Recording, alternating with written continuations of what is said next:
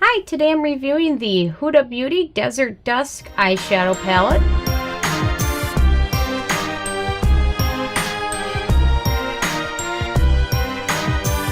And really quick, I just want to say I purchased all these products with my own money, so you know you can trust my opinion is what I honestly believe. And if you want to help support the channel, click on the Amazon link below before you make your purchases. So this is Huda Beauty's new Desert Dusk Eyeshadow Palette. It's been a long time in the making here, and it sells for $65. And it's a nice collection of a variety of mattes, shimmers, and then one glitter topper. So she's got a nice variety here. She's got some light colors as well as some darker colors as well. And then a couple of the glitters, which make this ideal. You can get a complete eye look with this palette, which is what I really like. I'm wearing it right now, but I really like, this is everything I had wished the Natasha palette would have been. This is the new Natasha palette. But what I really like about the Desert Dusk palette is that it includes a variety of light colors. That was my one major criticism with the other palette, was that it was all dark colors and it was very hard to create an entire look using only this palette. For me it was anyway. A lot of people absolutely love it, and beauty is very individual. But when you look at the Desert Dusk palette, you can definitely see what I'm talking about when you're talking about the variety of darks and lights and shimmers and different finishes. So, and then also, not to mention that the Huda palette is $65, which is half the price of the new Natasha palette. So that was just a side note. But let me give you some swatches, and then I'm going to kind of run down my final thoughts on this palette for you.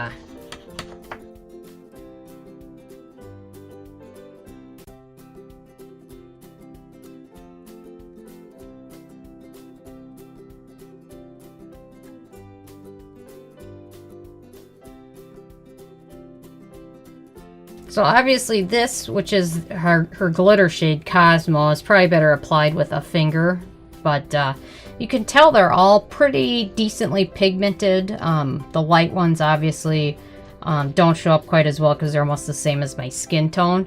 But she's done a really great job with this palette. The only issue I noticed after wearing a few of the colors were the shimmery ones tended to have some glitter fallout towards the end of the day. It wasn't right away, but I noticed last night when I got home I had a little bit of glitter on my cheeks, and it was definitely from fallout. Yesterday I was wearing, I think it was Twilight in Retrograde, so there's definitely a little bit of fallout there, but I'm loving this. She's got a nice selection of a couple nice duo chromatics in there.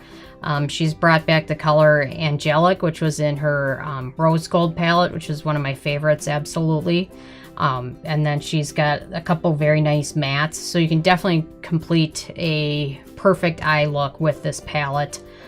Just be careful with some of the shimmers, especially watch out for the fallout. That was my only real criticism I had of it. And of course I always use an eyeshadow primer. I usually use the Too Faced primer, but perhaps something, if you're going to be using some of the more sparkly colors, maybe something that's a glitter glue might work better on certain parts where you're applying that. But definitely this is a nice selection of colors, and the complete glitter color is absolutely beautiful. And some of the shimmery ones are better applied with your finger or a different tool than a brush, obviously. But I just kind of wanted to get you a variety so you could kind of see all the swatches. But it's absolutely beautiful. It's everything that I was hoping for, with the exception of the teeny bit of fallout, but it wears well. There wasn't any creasing. I didn't have any issues with that. It definitely lasted a full day, which was probably 16 hours or so, without any creasing, and they're very blendable. They're very creamy. I've noticed some of the reviews online mentioned that it was a little chalky. I didn't have that problem. The mattes are a little more fluffy, I guess, but they're always like that in almost every palette. So definitely a great palette. A couple little criticisms here and there, but definitely a good value. You definitely get a lot of different looks with this palette. So taking all those factors into account, I'm going to give it a 1 thumb up, and I'm interested if you guys have had a chance to check it out yet. Let me know what your thoughts are. And then kind of a quick question for you guys. What is the most you would spend on an eyeshadow palette? This one, I think $65 is a little expensive, but after looking at some of the other palettes out there, it almost seemed like it was cheap. So, and certainly NYX is kind of creeping up there at $30 for their last palettes that they came out with. So, I'm kind of interested if you guys have a max that you would spend and no more, or does it just depend on how much you kind of want it? So, leave a comment. I love hearing from you guys, and also feel free to subscribe. I come out with at least one new review every day. Thank you guys.